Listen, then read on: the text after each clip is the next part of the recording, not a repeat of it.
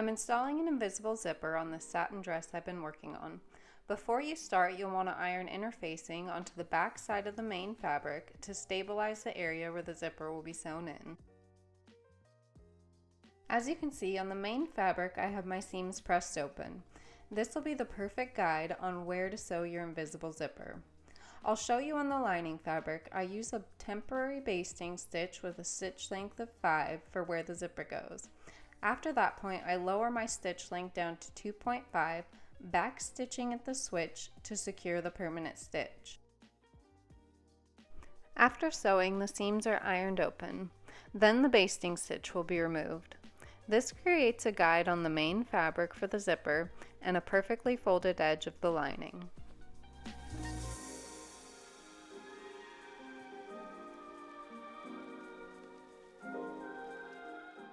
Once that's prepped, I'm sewing my main fabric and lining together.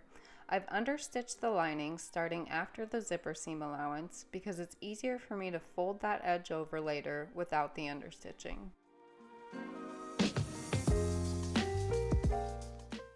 To prep the zipper, we're going to unzip and flip that to the back side. We're going to be ironing the zipper teeth so they lay more flat for easier sewing.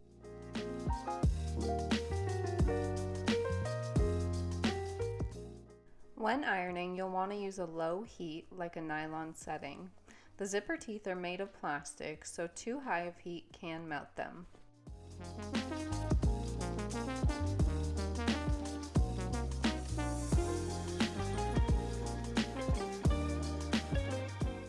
Just so you can see the difference, the right side has been pressed open but not the left.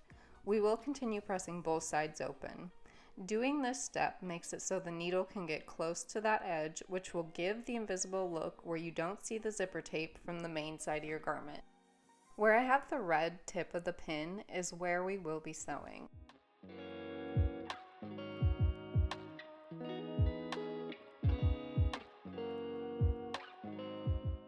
So I've got my zipper lined up with the edges of the dress. Once it's finished, it'll be laying together like this.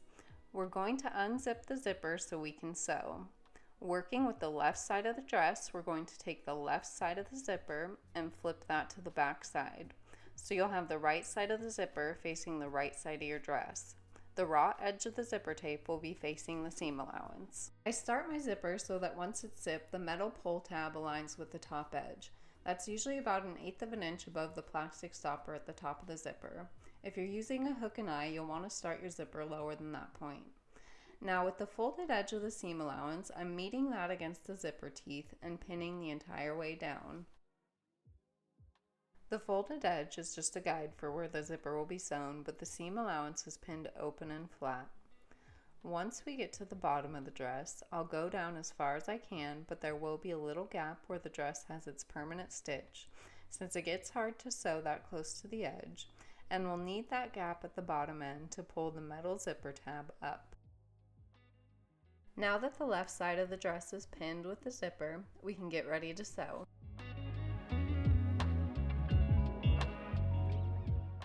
I'll be using an invisible zipper foot. It has these 2 grooves on the underside that help hold the zipper teeth to the side so your needle can get close to that edge.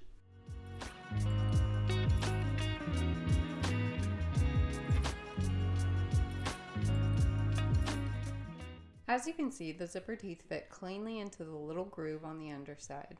At the front of the zipper foot is a metal extension. This helps keep the teeth pushed to the side, and you'll want to align your needle with that metal extension and it'll give you the perfect stitch. I back stitch at the beginning of the stitch. Continuing down, I'm using a straight stitch with a length of 2.5. Once I get to the end, I'll also back stitch. This will keep the zipper securely attached.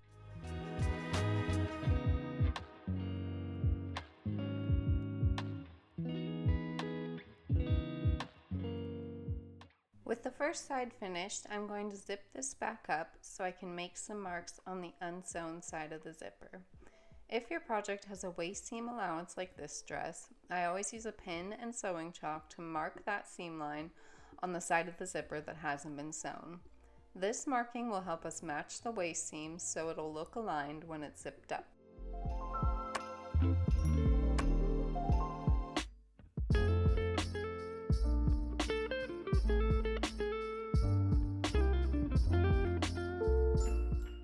The other spot I'm marking is at the end of my stitching.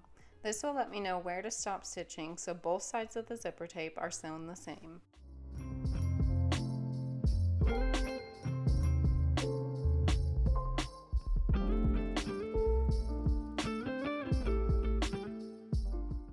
Next, I'm going to be pinning the right side of the zipper to the right side of the dress. I fold the seam allowance back and meet those edges together.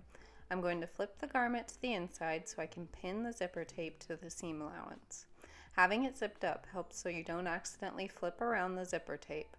This should leave you with the right side of the zipper facing the right side of the dress, and the edge of the zipper tape facing towards the seam allowance.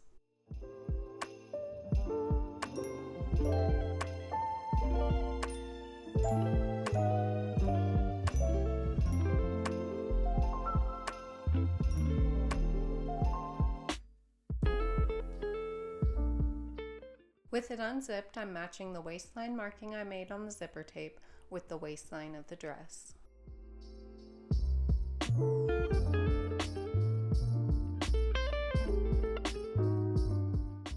Once that's matched up, I'm going to continue meeting the folded edge of the dress against the zipper teeth, then pinning the zipper tape against the seam allowance flat. This is the method that works best for me, but the best sewing method is always going to be the one that works best for you. Now I'm going to take this back to my machine to sew. I'm actually going to use a basting stitch with this side of the zipper tape. I like basting before putting in the final stitch because I want to make sure my waistline matches on both the left and right side of the dress.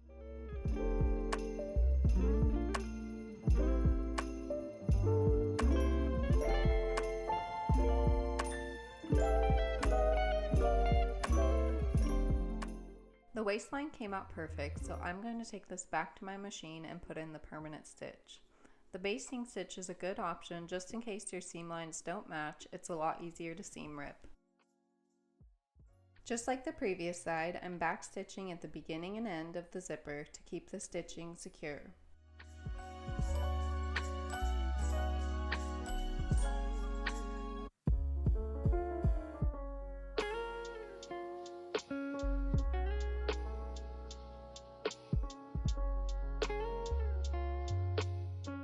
Once that's finished, I'm using the gap left at the bottom of the zipper tape to pull the metal tab up.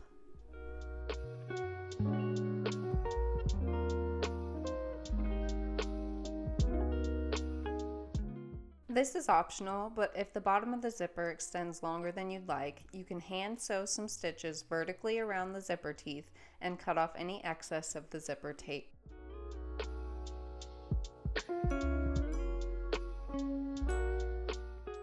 To cut this, I'm using a spare pair of scissors because cutting through the plastic of the zipper teeth can dull your good shears.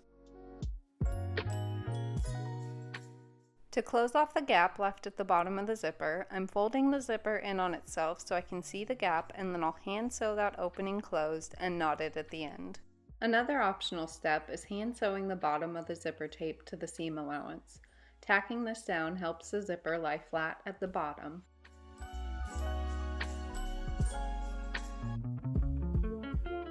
Now I'm folding the top of the zipper tape down and towards the inside of the dress. I'm adding some hand stitches to hold it in place so it'll be easier to fold the lining over the top of the zipper. As I'm folding the lining onto the back of the zipper, I'm not placing it directly against the zipper teeth, but leaving a little space. I like doing this so that when the metal part of the zipper zips up, it doesn't catch the lining. With the zipper fully unzipped, I'm pinning the lining all the way down to the bottom of the metal head of the zipper. I'll be using an invisible stitch to sew the lining to the zipper tape and close off the bottom of the lining.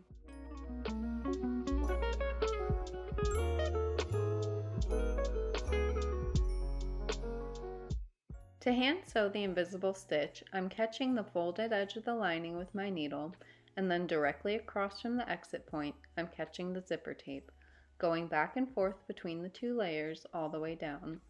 I always double check to make sure I'm only putting my needle through the zipper tape and not to the front of the dress. This hand stitch gives you a truly invisible and beautiful finish.